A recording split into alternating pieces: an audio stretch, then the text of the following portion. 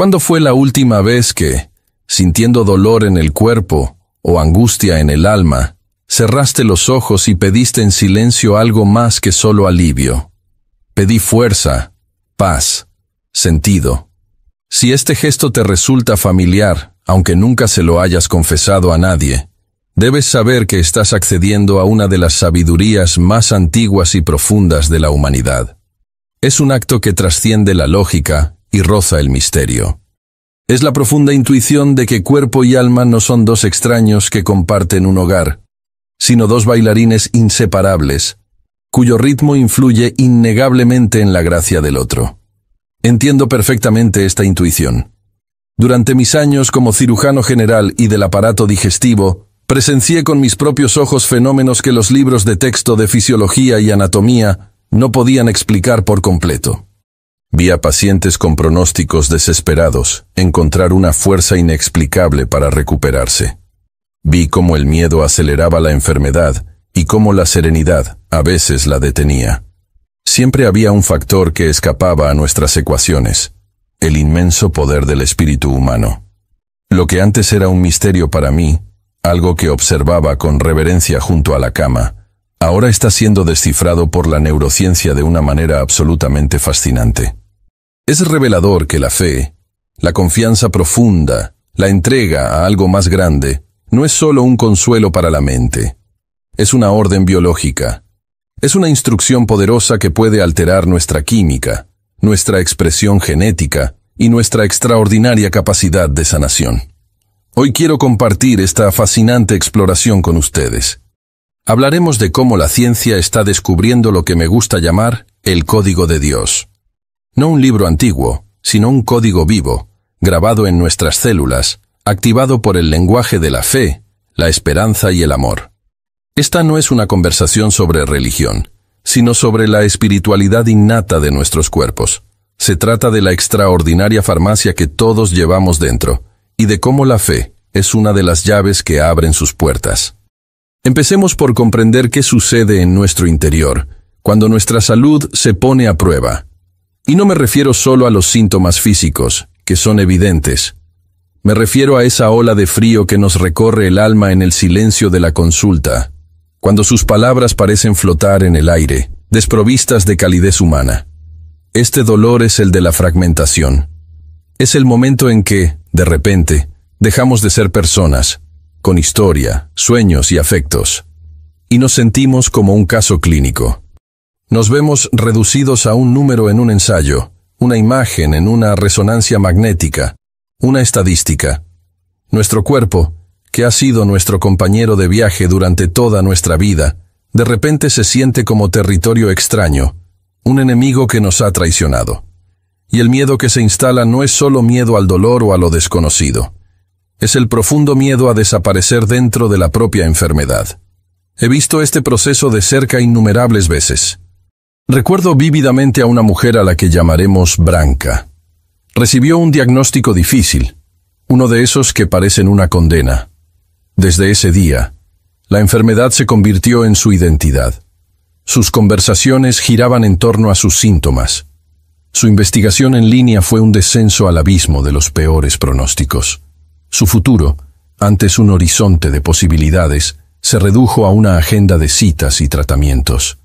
Branca, sin darse cuenta, había dejado de ser una mujer con una enfermedad para convertirse en una enfermedad que habitaba en el cuerpo de una mujer. La historia de Branca me impactó profundamente porque refleja un dolor que he visto en cientos de pacientes. Me enseñó que, a menudo, el diagnóstico nos aprisiona mucho antes que la enfermedad. Y lo que percibí en la consulta, la neurociencia ahora lo explica con una claridad deslumbrante. Lo que sucede, amigo mío, es que el diagnóstico, para nuestro cerebro primitivo, funciona como el rugido de un depredador. Nuestra amígdala, el centro del miedo, activa una alarma ensordecedora. Nuestro sistema nervioso simpático se activa, preparándonos para luchar o huir. El cuerpo se inunda de cortisol y adrenalina, las hormonas del estrés. Esto no es ser negativo, es una respuesta fisiológica real, tangible y abrumadora. Entramos en un estado de supervivencia. Y en este estado, la energía que el cuerpo debería usar para repararse, regenerarse y sanarse, se desvía a la defensa contra una amenaza que es, en gran parte, nuestro propio miedo. Esta cascada bioquímica del miedo es uno de los procesos más poderosos y a la vez más primitivos de nuestro cuerpo. Y me fascina, como médico y neurocientífico, ver cómo nuestra ciencia de vanguardia está redescubriendo un conocimiento que las grandes tradiciones de sabiduría de la humanidad siempre han conocido. Que nuestro estado interior no es una mera sensación, sino la fuerza más poderosa que moldea nuestra realidad física. Lo que ahora llamamos respuesta al estrés o activación del sistema nervioso simpático, ellos lo llamaban vivir con miedo. Y lo que llamaban vivir con fe, vivir con confianza o vivir con amor, ahora lo estamos empezando a descifrar como la activación del sistema nervioso parasimpático, la respuesta de relajación y la liberación de una química cerebral completamente diferente. Entonces, ¿qué es la fe? Vista no desde la perspectiva del dogma, sino desde la perspectiva de la biología. La fe, amigo mío, es el antídoto fisiológico contra el miedo. Es la instrucción más poderosa que podemos dar a nuestro cuerpo para desactivar la alarma ensordecedora del depredador y activar lo que me gusta llamar el código de la regeneración. Imagina, para que quede más claro, que dentro de ti no hay una, sino dos farmacias. La farmacia del miedo siempre está abierta, con un mostrador de fácil acceso. Cuando recibimos un diagnóstico, cuando sentimos dolor, cuando nos preocupa el futuro, acudimos instintivamente a ella. ¿Y qué nos dispensa? En dosis ilimitadas. Cortisol, adrenalina.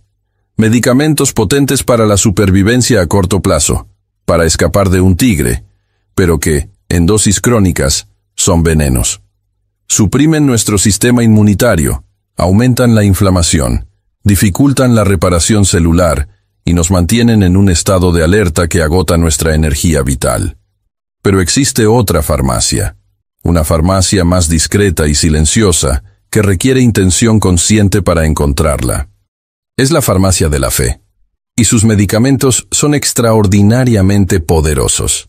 Al acceder a ella, nuestro cuerpo comienza a liberar otras sustancias químicas: oxitocina, dopamina, serotonina, endorfinas. Estas no son solo moléculas que nos hacen sentir bien. Son agentes curativos. Reducen la inflamación, fortalecen las defensas del cuerpo, promueven la neuroplasticidad y activan los procesos de reparación y crecimiento celular. La pregunta fundamental, entonces, no es si la fe puede sanar. La verdadera pregunta es, ¿cómo aprendemos a entrar en la farmacia correcta? La puerta a la farmacia de la fe no se abre con la fuerza bruta de la voluntad, sino con la sutileza de la confianza. Sin embargo, aquí nos topamos con la primera gran paradoja.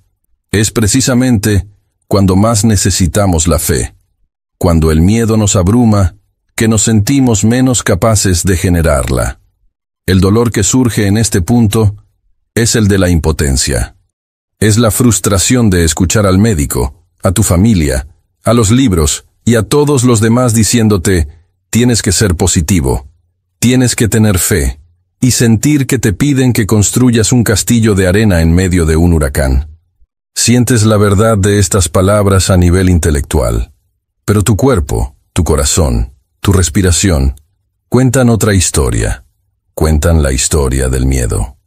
Y esta desconexión entre lo que tu mente sabe que debería sentir y lo que tu cuerpo realmente siente, crea una capa adicional de sufrimiento.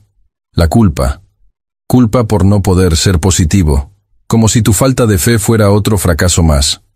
Recuerdo a un hombre brillante, un ingeniero al que llamaremos Javier, un hombre de lógica, de ecuaciones, de certezas. Cuando recibía un diagnóstico serio, lo abordaba como si fuera un problema de ingeniería.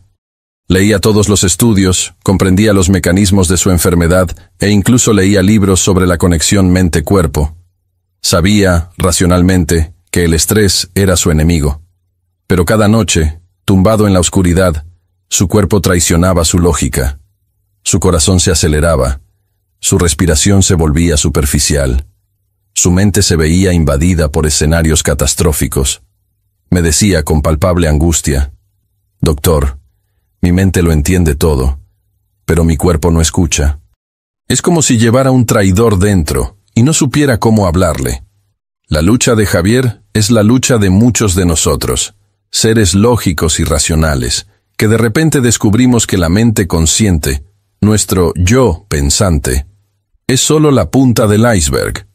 Y lo que la neurociencia nos muestra de forma fascinante es que la fe no es, en esencia, un pensamiento. Es un sentimiento. Es un estado del ser. No se trata de convencer a tu mente lógica. Se trata de comunicarte con la vasta inteligencia de tu cuerpo en un lenguaje que éste comprenda. Y ese lenguaje no es el de las palabras, sino el de las imágenes, las sensaciones y, sobre todo, las emociones. No pensamos para llegar a la fe, la sentimos.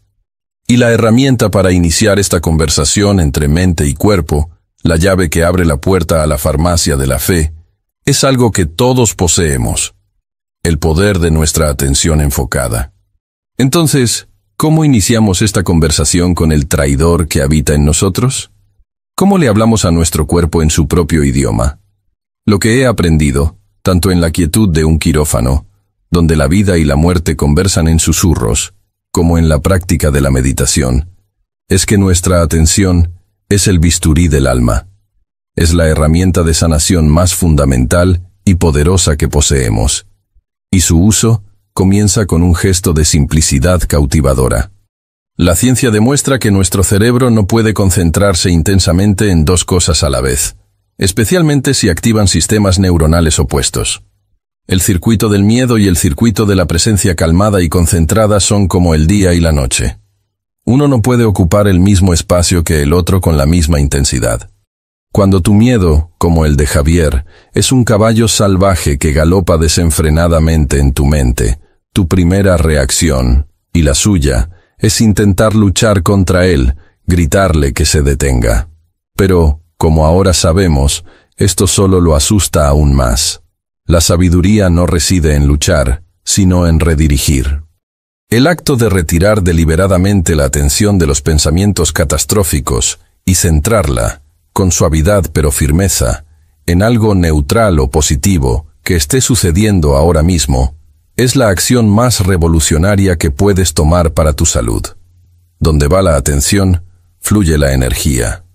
Al concentrarte, por ejemplo, en la sensación del aire que entra y sale por la nariz, literalmente estás cortando el suministro de combustible al circuito del miedo.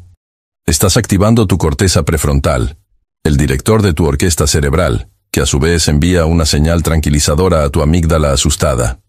No es magia, es neurofisiología, y lo que la neurociencia hoy describe como la modulación de la corteza prefrontal sobre la amígdala. Las tradiciones de sabiduría siempre nos han enseñado a través de una metáfora de inmensa simplicidad y poder, la del domador de caballos. El domador sabio sabe que no puede domar a un caballo salvaje por la fuerza. Se acerca con calma, le ofrece algo de comida, le habla suavemente. No intenta detener el galope del miedo, invita al caballo a seguir una nueva dirección. Tu atención enfocada en tu respiración es este alimento. Un recuerdo feliz, una oración sincera, la imagen de un rostro amado. Estos son tus gestos de bondad. Cada vez que haces esto, estás tomando suavemente las riendas de tu sistema nervioso, enseñándole, momento a momento, que es posible encontrar la calma, incluso cuando la tormenta aún ruge en la distancia. Pero este primer paso, tomar con suavidad las riendas de nuestra atención, a menudo revela un nuevo desafío. La calma que alcanzamos puede parecer frágil, fugaz. El caballo del miedo, incluso si se le invita momentáneamente a tomar una dirección diferente, insiste en retomar su frenético galope. El dolor aquí es la frustración. Es como intentar sostener una pelota de playa bajo el agua. Requiere un esfuerzo constante, y en cuanto te relajas, rebota con fuerza a la superficie. Practicas la respiración consciente, pero tu mente divaga. Intentas concentrarte en el presente, pero las sombras del futuro siguen invadiendo tu campo de visión. Y entonces, puede surgir una nueva voz de autocrítica. ¿Ves? Ni siquiera puedes hacer esto bien. Estás roto. Es una sensación de agotamiento, como si la paz fuera un trabajo de tiempo completo. Lo he visto tantas veces, amigo. Quienes aprenden la técnica de la meditación pierden su esencia. La convierten en una tarea más de su lista de cuidados personales. Pero la atención, por sí sola, es como un bisturí sin la mano de un cirujano. Lo que guía la atención, lo que le da su verdadero poder curativo, es la intención, es la emoción que le infundimos. Recuerdo a una paciente, llamémosla Clara, que sufría de un dolor crónico debilitante. Empezó a practicar la atención plena con diligencia. Todos los días se sentaba a observar su respiración. Le ayudaba, pero el dolor y el miedo seguían siendo el telón de fondo de su vida. Un día, su instructor le sugirió un cambio pequeño pero radical. «Clara», le dijo, «en lugar de simplemente observar tu respiración, ¿puedes dar gracias por ella? ¿Puedes sentir en tu corazón gratitud por este aire que entra, que te nutre, que te mantiene viva, incluso con dolor?» Este pequeño cambio de intención fue, en sus palabras, el momento en que la llave giró en la cerradura.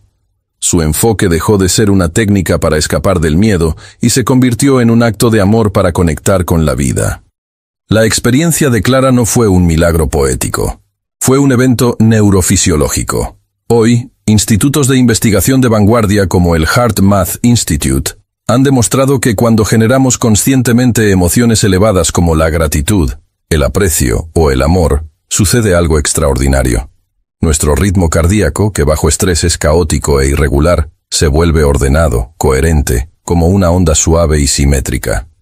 Este estado se llama coherencia cardíaca. Y aquí reside el maravilloso descubrimiento.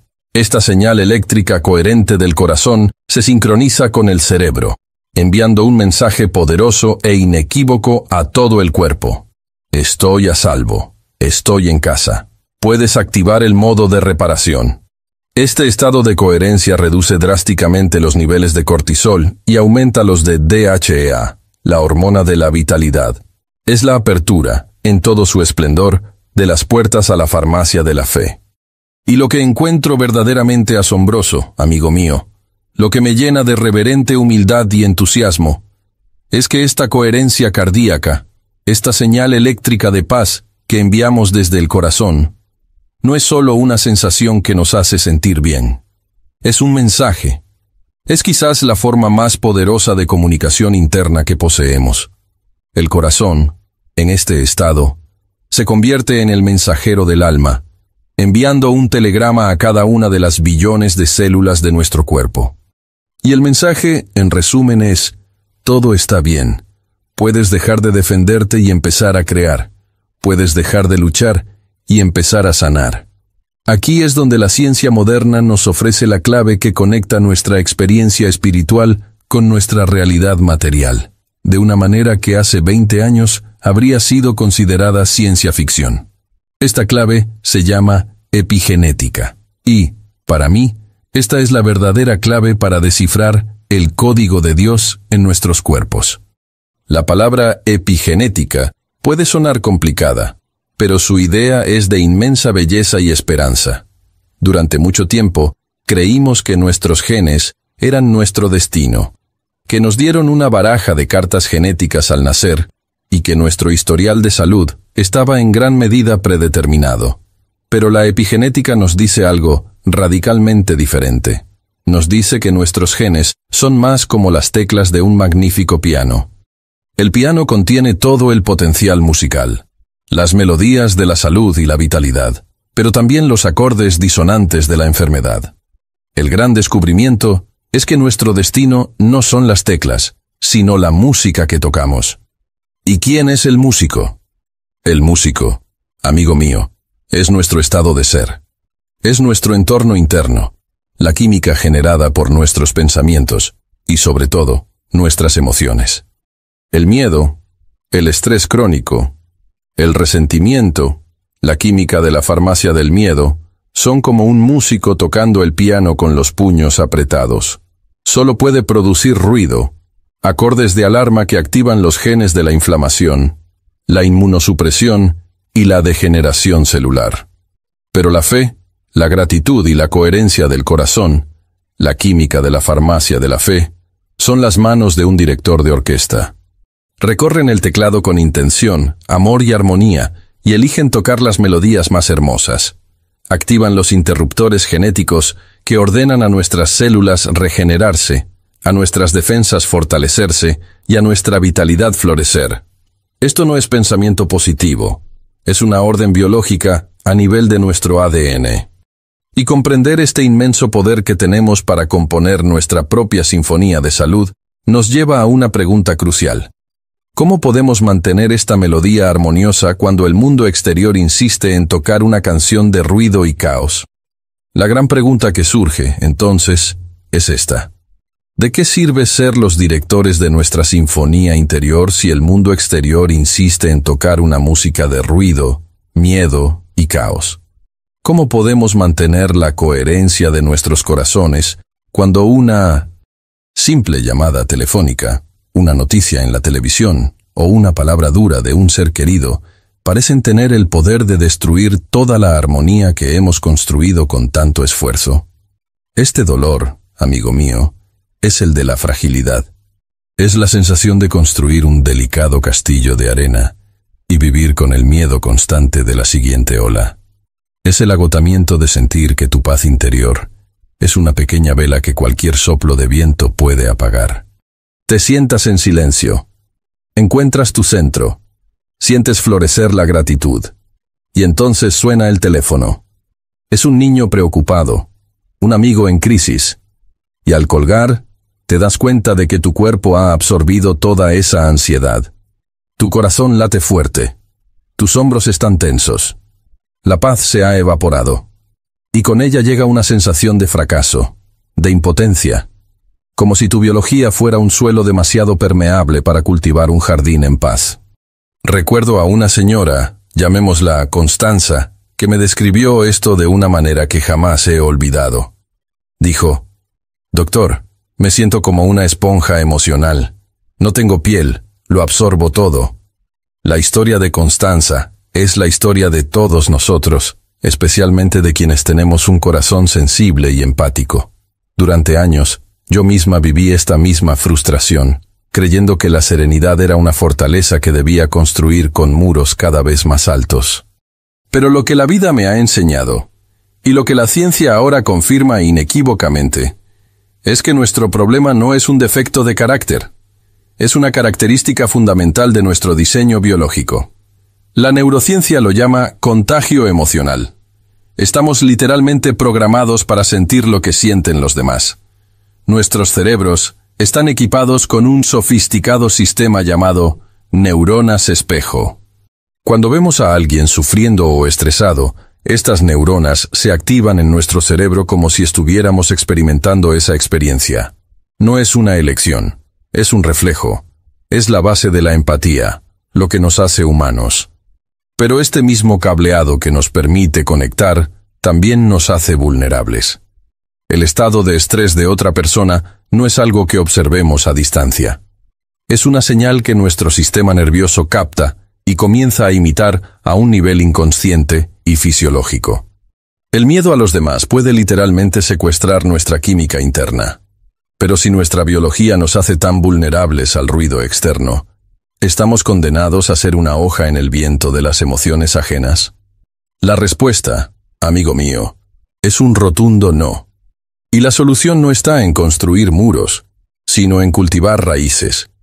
Y es sobre la naturaleza de estas raíces que la sabiduría perenne tiene tanto que enseñarnos. Y lo que la ciencia nos muestra hoy como una red de neuronas espejo, un mecanismo biológico de contagio, la sabiduría perenne nos ha enseñado siempre a través de una de sus imágenes más poderosas y resilientes. Nos enseña que, ante la tormenta mundial, nuestra salvación no reside en construir muros, sino en profundizar nuestras raíces. Creo profundamente que la imagen más poderosa de esta verdad es la de un árbol en medio de una tormenta. Nuestra reacción instintiva, cuando soplan con fuerza los vientos del miedo, la ansiedad y las malas noticias, es intentar ser una roca, Es contraernos, endurecernos, construir muros para que el viento no nos toque. Pero una roca, aunque fuerte, es inerte. Y un muro, por alto que sea, termina aislándonos de la vida. Un árbol sabio, sin embargo, no lucha contra el viento, baila con él, se entrega a su movimiento. Y su secreto, su extraordinaria resiliencia, no reside en la rigidez de sus ramas, sino en la profundidad y amplitud de sus raíces. Tus ramas y hojas, amigo mío, son tu empatía, tus neuronas espejo. Es natural, e incluso hermoso, que se mesan con el viento del sufrimiento ajeno. Intentar detenerlas sería negar tu naturaleza, petrificarte. El secreto no está en tener ramas inquebrantables, sino en raíces tan profundas que ningún viento pueda arrancarlas. ¿Y cuáles son estas raíces? Tus raíces son tu práctica diaria, tu momento de silencio por la mañana, antes de que el mundo empezara a gritar. Tu oración, sentida no como una petición, sino como un diálogo. Tu gratitud consciente por la taza de té caliente en tus manos. Tu conexión deliberada con algo que sientes es más grande que tu pequeña identidad. Llámalo Dios, llámalo vida, llámalo conciencia. Cada uno de estos actos es como una raíz que se hunde un poco más en la tierra fértil del silencio y la paz que siempre existe bajo la superficie ruidosa del mundo. Nuestra tarea espiritual no es dejar de sentir el viento. Es profundizar nuestras raíces hasta tal punto que podamos dejar que el viento nos atraviese, sabiendo que nuestro ser permanece sereno y firme. Y esta capacidad de permanecer arraigados, de no ser quebrantados por el viento, nos da el extraordinario poder de hacer algo con la energía del viento mismo. Y esto nos lleva al papel crucial que desempeñan nuestras creencias no solo en la percepción, sino también en la interpretación, y por lo tanto, en la creación de nuestra realidad. Una vez que nos arraigamos, amigo mío, sucede algo extraordinario. No nos volvemos inmunes a los vientos del mundo, pero adquirimos un poder infinitamente más importante. El poder de decidir qué significa el viento. Nuestras creencias, la historia que nos contamos sobre lo que sucede, son el pincel con el que pintamos nuestra realidad y, en consecuencia, las instrucciones que damos a nuestra biología. El dolor de vivir sin esta conciencia es el de sentirse víctima perpetua de las circunstancias. Es una profunda resignación, como si fuéramos una pequeña hoja arrastrada por un arroyo, sin poder sobre nuestro destino. La narrativa interna siempre es la misma. Esto es terrible. La vida es injusta. No puedo más. Y el cuerpo, este siervo leal y obediente, escucha esta historia. Oye la palabra terrible y obedientemente produce la química del terror. Oye la palabra injusto y produce la química del resentimiento. Quedamos atrapados en un círculo vicioso, donde nuestros pensamientos generan una química que confirma el pensamiento, haciéndolo cada vez más real. Uno de los mayores avances en mi comprensión de la salud fue cuando me di cuenta de que dos pacientes, con exactamente la misma condición, y recibiendo el mismo tratamiento, podían tener destinos radicalmente diferentes, no por la medicina, sino por la historia que se contaban a sí mismos. Recuerdo a dos hombres, llamémoslos Manuel y Pedro. Ambos recibieron diagnósticos idénticos. Para Manuel fue una maldición. La historia que se contaba a sí mismo era: es el fin, mi vida se acabó, es injusto. Su cuerpo escuchó esta historia y respondió en consecuencia, entrando en un estado de colapso y defensa. Para Pedro, el diagnóstico fue, en sus palabras, una brutal llamada de atención. Su historia fue: la vida me está diciendo que pare, que reevalúe, que aprenda a cuidarme como nunca lo he hecho. Su cuerpo escuchó esta historia, y en lugar de prepararse para la muerte, comenzó a movilizar sus recursos para la transformación. La experiencia de estos dos hombres no es un caso de pensamiento mágico. Es una demostración del principio más misterioso, y a la vez, más documentado científicamente en medicina: el efecto placebo. El placebo es una prueba irrefutable de que una creencia, una expectativa, una fe, aunque sea en una pastilla de azúcar, Puede producir cambios fisiológicos reales, mensurables y, a veces, milagrosos en el cuerpo. ¿Qué sucede? Tu cerebro, convencido por tu creencia de que está recibiendo una sustancia curativa, se convierte en tu propio médico. Accede a tu farmacia interna y libera las sustancias químicas curativas exactas: endorfinas para el dolor, dopamina para la motivación, inmunomoduladores. Este fenómeno, que la ciencia estudia casi con vergüenza porque no puede controlarlo, es en realidad la ventana a una inmensa verdad espiritual. Nuestras creencias no son solo pensamientos en nuestra cabeza, son las oraciones que nuestro cuerpo escucha y responde a cada segundo. Y lo que la ciencia hoy llama el efecto placebo. Amigo mío, este misterio que estudia con una mezcla de fascinación e incomodidad, no es una anomalía. Es, en mi más profunda convicción, la prueba más clara y científica que tenemos de la verdad central que nos han enseñado todas las grandes tradiciones de sabiduría. Somos los narradores de nuestra propia historia, y nuestros cuerpos creen cada palabra que decimos. Si tu creencia es la plegaria que tu biología escucha, la pregunta más importante en tu vida es: ¿qué plegaria le susurro a mi cuerpo, momento a momento? ¿Rezo la plegaria del miedo, la injusticia y la fatalidad? ¿O estoy aprendiendo a rezar la plegaria de la confianza, el aprendizaje y la transformación? Creo profundamente que el mayor poder que hemos recibido no es cambiar las circunstancias de nuestra vida, el diagnóstico, la pérdida, el duelo, sino elegir el significado que les damos. Y esta elección es el acto de sanación más poderoso que existe. No te consideres la víctima de tu historia, sino el alquimista de tu laboratorio interior. La alquimia, en esencia, no se trata de crear algo de la nada. Se trata de transmutar. El alquimista no niega el plomo, no finge que el plomo no existe. Toma el plomo, pesado, oscuro e inútil, que es sus dificultades, sus miedos, su dolor, y, con intención, sabiduría y una fe inquebrantable en el proceso, lo transforma en oro. El oro de la sabiduría, la compasión, la resiliencia y la fuerza.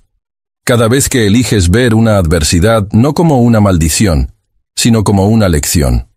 Cada vez que eliges mirar una herida no con resentimiento, sino con la pregunta: ¿qué me ha enseñado esto? Estás practicando esta alquimia sagrada. Y esto, amigo mío, no es solo una hermosa metáfora, es un acto de reingeniería cerebral. Con cada nueva interpretación, con cada significado superior que le asignas a tu dolor, estás debilitando las viejas vías neuronales del miedo y el victimismo, y literalmente construyendo nuevas vías neuronales de poder y resiliencia. Estás enseñando a tu cuerpo a producir la química del oro. Y para lograr esta transmutación, el alquimista necesita un ingrediente final, el más esencial de todos: el fuego. Y es sobre la naturaleza de este fuego que debemos hablar ahora. El fuego, amigo mío, este catalizador sagrado de la transmutación, tiene un nombre que todos conocemos, pero cuyo poder biológico apenas comenzamos a comprender. Este fuego es amor. Y más específicamente, la forma de amor más desafiante y sanadora que existe. El amor compasivo por nosotros mismos, especialmente cuando nos sentimos destrozados. Pero nuestro instinto, cuando el dolor o la enfermedad nos visitan, es lo opuesto al fuego. Es hielo. Es el hielo de la ira, el juicio y el rechazo de nuestro propio cuerpo. Nos convertimos en el general de un ejército que lucha contra nuestro propio territorio. Nos enojamos con el dolor de rodilla. Nos frustramos por la pérdida de memoria. Nos resentimos con un sistema inmunitario que nos traicionó. Nuestro diálogo interno se convierte en una declaración de guerra. Y nuestro cuerpo, que ya lucha por recuperarse, ahora tiene que enfrentarse a un segundo enemigo: nuestra propia hostilidad. He visto esta guerra civil interna en muchos pacientes. Recuerdo a Isabel, una mujer que se recuperaba de una compleja cirugía cardíaca. Era una luchadora, pero luchaba contra sí misma. Cada punzada de dolor era una debilidad. Cada momento de fatiga era un fracaso. Exigía a su cuerpo a través de la fisioterapia con una rabia silenciosa, como si lo castigara por haberla decepcionado. Su recuperación fue lenta y plagada de complicaciones. Un día, agotada y entre lágrimas, su fisioterapeuta le dijo algo conmovedor. Isabel, por favor, deja de luchar contra tu cuerpo y empieza a cuidarlo. No es tu enemigo, es tu compañero más fiel, que hace todo lo posible por curarte. En ese momento, miró su cicatriz no con ira, sino con una repentina y abrumadora oleada de compasión por todo lo que su cuerpo había soportado. A partir de ese día, su actitud cambió, y con ella, su recuperación se aceleró notablemente. La historia de Isabel es para mí un ejemplo vívido de una verdad que aprendí a las duras penas en los pasillos del hospital. Nuestra actitud hacia nuestro cuerpo enfermo suele ser el factor decisivo para determinar si nuestra farmacia interna dispensa el veneno de la guerra o el bálsamo de la paz. Y, una vez más, lo que antes era una observación empírica, ahora se explica con extraordinaria belleza por la ciencia. Investigadores como la doctora Kristin Neff han demostrado que la autocrítica y la autocompasión activan sistemas neurológicos radicalmente diferentes. La autocrítica, esa voz áspera que nos juzga, activa nuestro sistema de amenazas, el mismo que se activa ante el peligro externo, inundándonos de cortisol. La autocompasión, en cambio, el acto de tratarnos con la misma amabilidad con la que trataríamos a un amigo querido que sufre, activa nuestro sistema de afiliación y cuidado, liberando oxitocina y endorfinas. No se trata de una sensación vaga, es un verdadero cambio químico. El fuego de la compasión no es una metáfora poética, es el interruptor que apaga la química del estrés y enciende la química de la sanación. Pero decir, sé compasivo contigo mismo, es, lo sé, como decirle a alguien frío, que simplemente genere calidez. Parece una verdad hermosa e inalcanzable. Nuestras mentes, acostumbradas durante décadas al látigo de la autocrítica, no saben cómo blandir la pluma de la bondad. El gesto puede parecer falso, forzado. Yo mismo, al principio de mi viaje de autodescubrimiento, lo encontré extremadamente difícil. Mi mente, entrenada en la lógica implacable de la cirugía, veía la autocompasión casi como una indulgencia, una debilidad. ¿Cómo se practica? ¿Cómo se aprende a generar deliberadamente este fuego sanador? La respuesta que encontré, y que he compartido con cientos de personas que se sentían atrapadas en el hielo de su propio juicio, no es una técnica complicada. Es un regreso a la sabiduría más primigenia que todos, especialmente una mujer como tú, Elena, que ha cuidado de los demás toda su vida, ya poseemos en nuestros corazones. Es la sabiduría de una madre. Quiero invitarte a hacer un pequeño ejercicio de imaginación ahora mismo.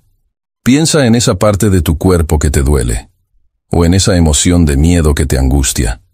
Y ahora, en lugar de verla como un enemigo a vencer, imagínala como un niño pequeño, asustado y llorando dentro de ti. Tu dolor es ese niño. ¿Qué harías tú, la madre sabia y compasiva que eres? ¿Le gritarías que dejara de llorar? ¿Lo juzgarías por ser débil? ¿Lo abandonarías en una habitación oscura? Claro que no. Tu instinto más profundo sería arrodillarte, abrazar a ese niño y susurrarle al oído. Tranquilo, mi amor, estoy aquí. No te abandonaré. Saldremos de esto juntos. Este gesto, amigo mío, esta imagen mental, no es una fantasía infantil. Es la manera más poderosa y efectiva que conozco de activar deliberadamente tu sistema de cuidado, de activar el interruptor biológico de la compasión e inundar tu cuerpo con la oxitocina, una sustancia química curativa. Lo que la ciencia describe fríamente como activar el sistema de afiliación. El alma lo conoce como el abrazo de una madre. Al hacer esto, le estás diciendo a tu cuerpo, en su propio idioma, el idioma del amor y la seguridad, que puede dejar de luchar y comenzar a sanar. Estás aplicando el fuego de la alquimia directamente a la herida. Cuando aprendemos a ser nuestro propio santuario, cuando nos convertimos en la madre compasiva de nuestro propio dolor, algo milagroso sucede. Nuestra relación con lo divino cambia. Y esto nos lleva a la penúltima y más transformadora pieza de este rompecabezas: redefinir lo que significa tener fe y orar. Cuando aprendemos a ser nuestro propio santuario, cuando nos convertimos en la madre compasiva de nuestro propio dolor, algo profundo e inevitable sucede. Nuestra relación con lo divino se transforma. Y esto nos lleva a confrontar la penúltima y más sagrada de nuestras expectativas: que la fe es un contrato y la oración una petición que debe ser atendida. El dolor que surge aquí, amiga mía, es quizás el más silencioso y desolador de todos. Es el dolor del cielo silencioso. Es la angustia de haber orado con toda el alma, de haber rogado, de haber negociado con Dios en los momentos más oscuros de la noche, y haber recibido como respuesta silencio. Es el sentimiento de abandono espiritual, de haber sido una buena hija, de haber seguido las reglas, y sin embargo, en el momento de mayor necesidad, sentir que la ayuda no llegó. Este sentimiento puede llevar a una crisis de fe que sacude los cimientos de nuestra existencia, dejándonos con una amarga pregunta: ¿dónde estabas cuando más te necesitaba? Durante muchos años, yo mismo entendí la oración como una lista de peticiones. Como cirujano, antes de una operación compleja, rezaba pidiendo ayuda, pidiendo que mis manos estuvieran firmes. Pero lo que aprendí, no de los libros, sino de la quietud de mi propia alma, y al presenciar la experiencia de mis pacientes, es que esta forma de oración, aunque nacida de la sinceridad, te mantiene atrapado en la farmacia del miedo. ¿Por qué? Porque la oración que implora, por favor, cúrame, refuerza, a un nivel neurológico profundo, la creencia de estoy enfermo e indefenso. La oración que pide, dame fuerzas, refuerza el sentimiento de soy débil. Es una oración que surge de la carencia, y nuestro cuerpo, este fiel servidor, escucha la música de la carencia y produce la química correspondiente. Entonces, ¿qué es la oración que sana? ¿Cuál es la fe que activa el código de Dios en nuestras células? Es el cambio radical de perspectiva, de ser un mendigo que mendiga a las puertas de lo divino, a convertirse en un heredero que recuerda su herencia. La oración más poderosa no es la que pide algo que no tenemos, sino la que da gracias y conecta con lo que ya somos. No es un acto de pedir, sino de sintonizar. Imagina que la paz, la fuerza y la salud son una emisora de radio que transmite tu música de forma perfecta e ininterrumpida, las 24 horas del día. La oración tradicional es como gritarle a la radio cuando está apagada para que reproduzca tu música. La oración de sanación es el acto silencioso y concentrado de tocar el botón de tu radio interior y con clara intención, sintonizar la frecuencia donde ya suena la música de la paz. Frases como gracias por la sanación que ya está ocurriendo en mi interior, o elijo conectar con la paz infinita que ya reside en mi corazón, no son mentiras ni ilusiones. Son actos de sintonización epigenética. Son órdenes que le dicen a tu cerebro, a tu corazón y a tus células: ignora el ruido del miedo. Sintoniza esta frecuencia. Produce la química de esta melodía. Y esta comprensión final nos lleva al legado de nuestro viaje. Así, amigo mío, nuestra exploración llega a su destino, que es, de hecho, el punto de partida. Comenzamos con el dolor de la fragmentación, sintiéndonos como un cuerpo roto, y descubrimos nuestra sagrada unidad. Vimos que dentro de nosotros hay dos farmacias, y que la clave que abre la puerta a la sanación no es la lógica, sino el sentimiento.